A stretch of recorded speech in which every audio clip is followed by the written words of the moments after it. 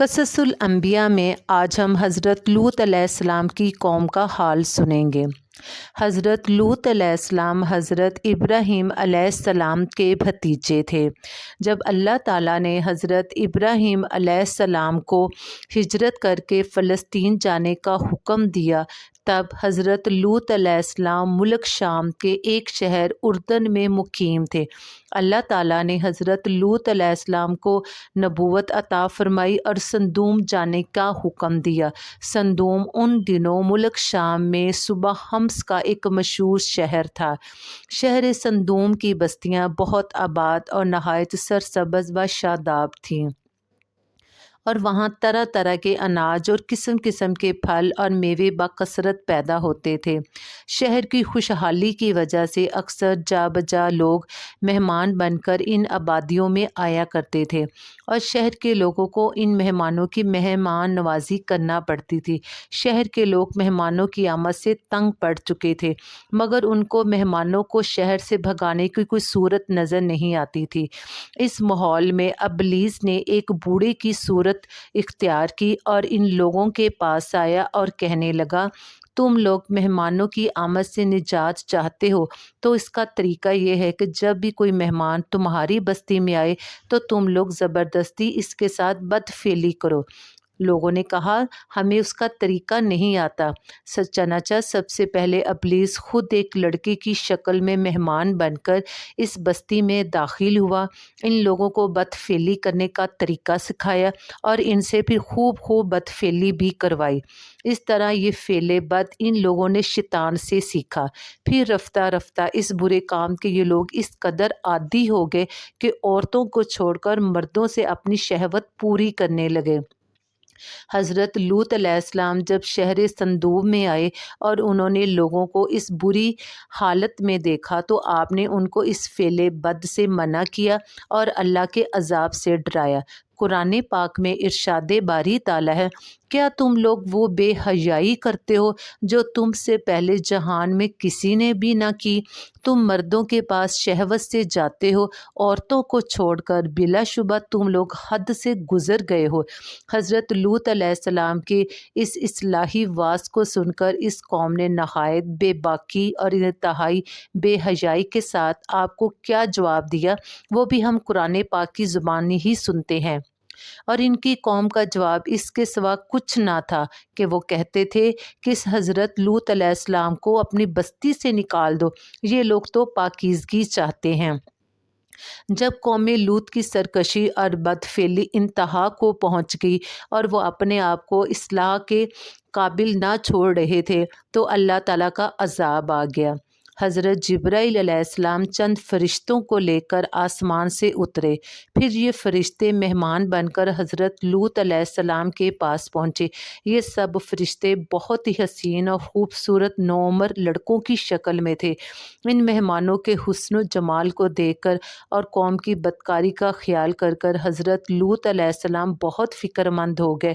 تھوڑی ہی دیر میں قوم کے بدفعلوں نے حضرت لوط علیہ السلام کے گھر کا محاصرہ کر لیا اور ان لڑکوں کا مطالبہ شروع کر دیا کہ وہ لڑکے ان کے حوالے کر دیے جائے، جس پر حضرت لوط علیہ السلام بے حد پریشان ہوئے۔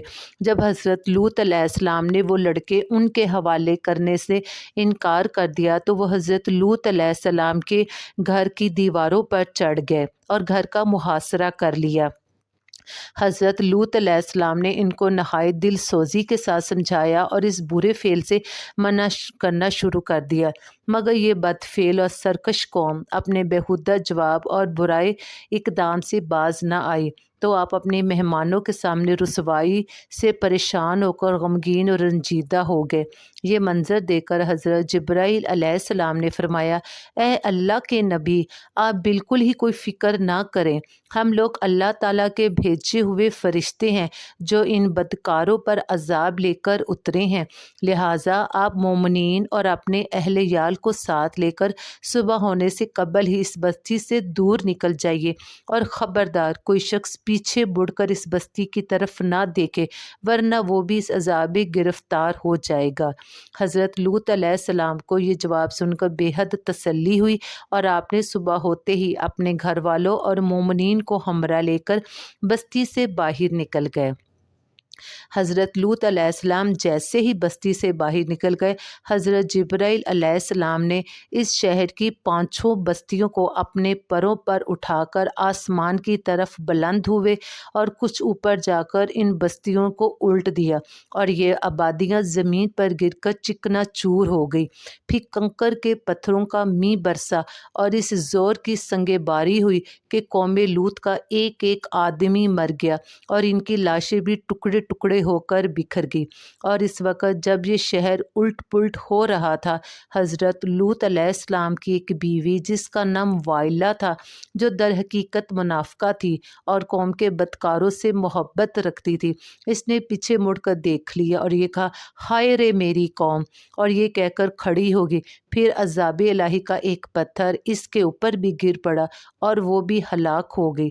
قرآن پاک میں ارشاد ہے، تو ہم نے حضرت لوط اور ان کے گھر والوں کو نجات دی بے جن ان کے ایک عورت کے کہ وہ رہ جانے والوں میں ہوئی، اور ہم نے ان پر ایک مینہ برسایا تو دیکھ لو کیسا انجام ہوا مجرموں کا۔ اور جو پتھر اس قوم پر برسائے گئے وہ کنکروں کے ٹکڑے تھے اور ہر پتھر پر اس شخص کا نام لکھا ہوا تھا جو اس پتھر سے ہلاک ہوا۔ اس واقعے سے معلوم ہوا کہ لواطت کس قدر شدید اور ہولناک گناہ کبیرہ ہے کہ اس جرم میں قوم لوط کی بستیاں الٹ پلٹ کر دی گئیں اور پھر مجرمین پتھراؤ کے عذاب سے مر کر دنیا سے نیست و نابود ہو گئے۔ حضرت لوط علیہ السلام کا واقعہ یہاں پر ختم ہو گیا، مگر اللہ تعالیٰ نے قرآن پاک میں قیامت تک کے لیے ایک واضح اعلان کر دیا کہ کوئی بھی بدفعلی نہ کرے۔ مرد شہوت کے لیے مرد کے پاس نہ جائے، عورت شہوت کے لیے عورت کے پاس نہ جائے، یعنی کہ ہم جنس پرستی کو اللہ تعالیٰ نے سختی سے منع کر دیا اور اس فعل کو انجام دینے والوں کے لیے سخت وعید سنائی گئی۔ مگر افسوس، آج کے جدید دور میں لوگ پتہ نہیں کس ڈگر پہ چل پڑے ہیں اور وہ لوگوں کو کس کاموں کی طرف راغب کرنا چاہتے ہیں۔ آج کل آپ دیکھ رہے ہیں کہ ایک نیا ڈرامہ برزخ جو بنانے والا ایک مسلمان ہے اور اس میں کام کرنے والے لوگ بھی مسلمان ہیں، مگر وہ اللہ تعالیٰ کے عذاب کو دعوت دے رہے ہیں، وہ نئی نسل کی تربیت کر رہے ہیں، وہ لوگوں کو کیا سکھا رہے ہیں کہ وہ ہم جنس پرستی ایک اچھا کام ہے، ایک نارمل کام ہے۔ اللہ تعالیٰ سے دعا ہے کہ وہ ہمیں ان جدید فتنوں سے اور ایسے جدید لبرل لوگوں سے بچا کے رکھے، اور آپ سب بھی اللہ تعالیٰ کی رحمت کی امید لگائیں اور ایسے ڈراموں کو اور ایسے لوگوں کا ہمیشہ بائیکاٹ کریں۔ ملتے ہیں کل۔